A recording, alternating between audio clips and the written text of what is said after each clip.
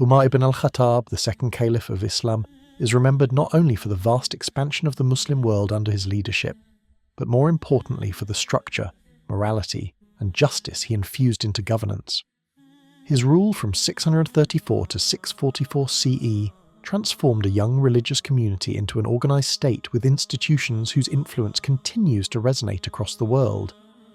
His leadership stands as one of the earliest historical examples of accountable government, equitable law, social welfare, and moral statecraft.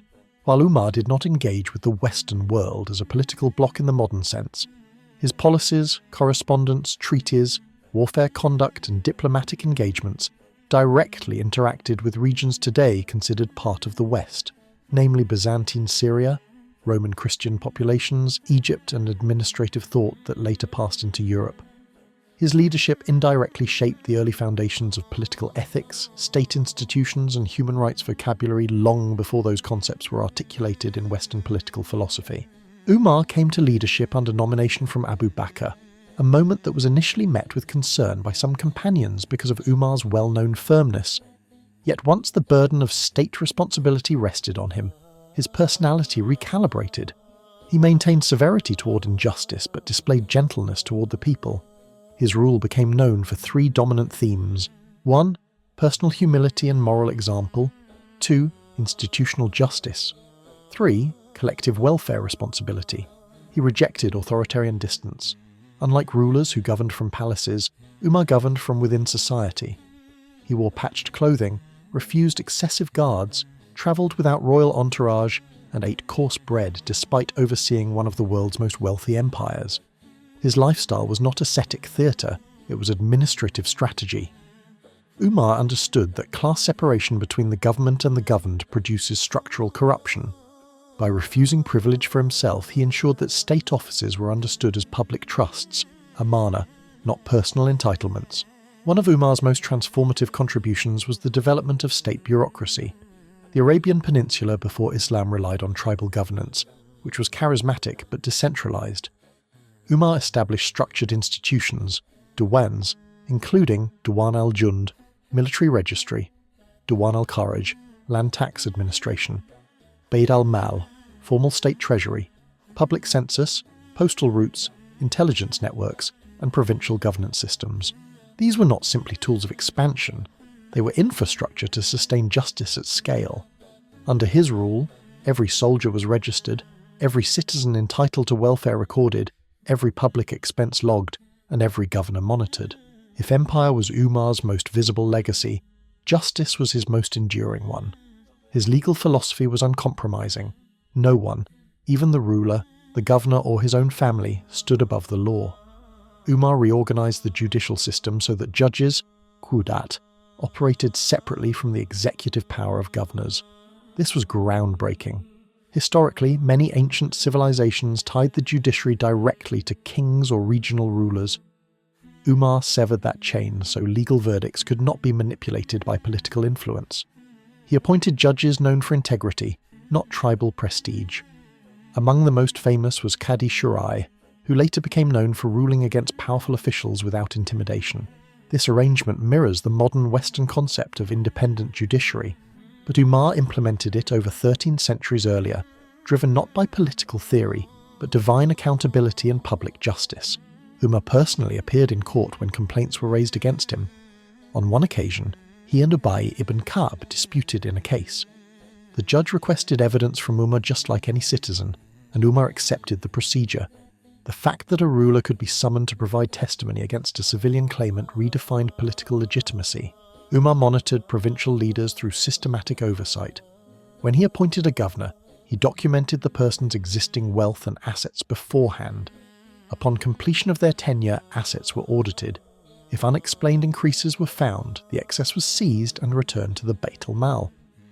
Many historians see this as one of the world's first formal examples of anti-corruption policy and public asset accountability. One of the most quoted incidents of Umar's judiciary involved Umar ibn al-As, the governor of Egypt. His son, Abdullah, struck a Coptic Christian during a dispute. The victim summoned the governor's family to court, and Umar ordered the Coptic man to strike back in retaliation, then sternly reprimanded Amr, saying, Since when have you enslaved people when their mothers bore them free? This verdict was not mere emotional rhetoric. It became a constitutional statement on citizenship and human dignity under Islamic rule. This principle foreshadowed the modern Western vocabulary of universal human freedom and civil rights. But unlike later Western revolutions that emerged through dismantling monarchies, Umar delivered human freedom through the state itself.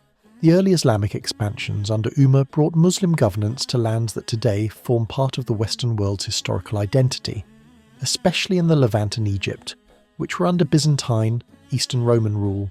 When Jerusalem was peacefully transferred to Muslim rule, Umar personally travelled to finalise the treaty, refusing luxurious transport. The treaty guaranteed protection of churches, safety of Christian worship, security of property, no forced conversion. He declined to pray inside the Church of the Holy Sepulchre, fearing later Muslims would convert it into a mosque out of reverence for him. His stance was preservation-minded, legal and strategic, protecting religious heritage long-term.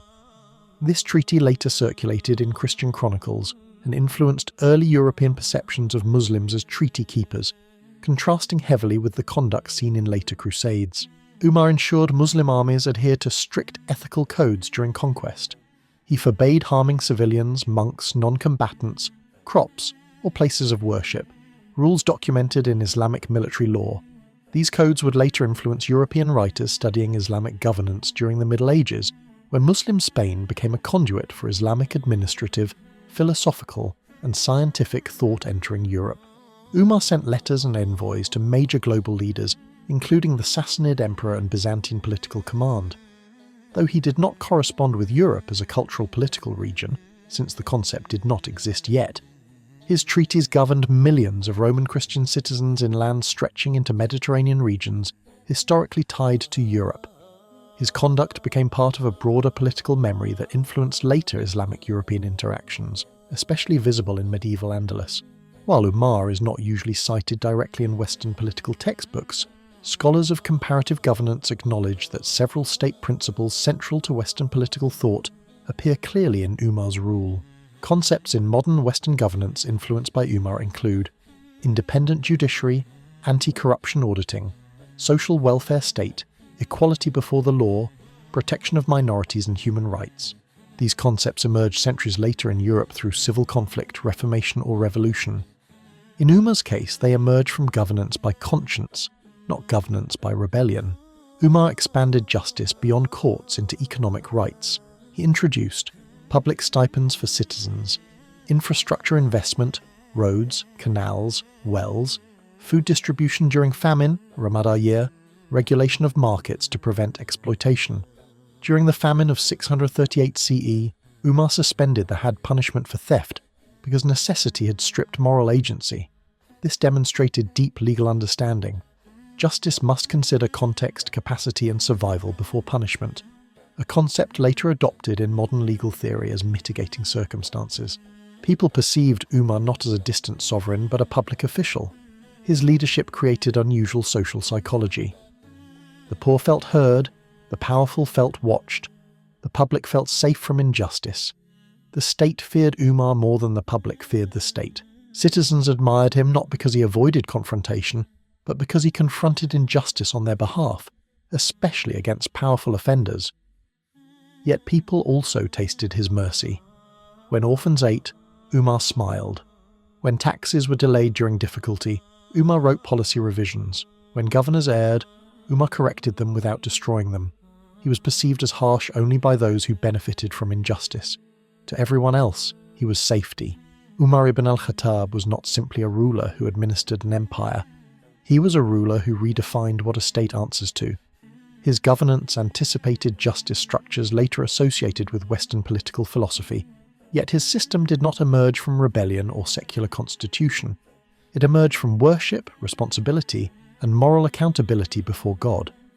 His interactions governed Roman Christian populations with rights preserved through treaties, and his administrative thought later passed into Europe through medieval Islamic governance, especially during the Andalusian era. Today, the world continues to learn from Umar's rule, not always by name in Western institutions, but by principle in global governance philosophy, that increasingly recognizes that a powerful state must still kneel before justice. For Umar, the strongest empire was not the one that conquered most land. It was the one that conquered injustice first.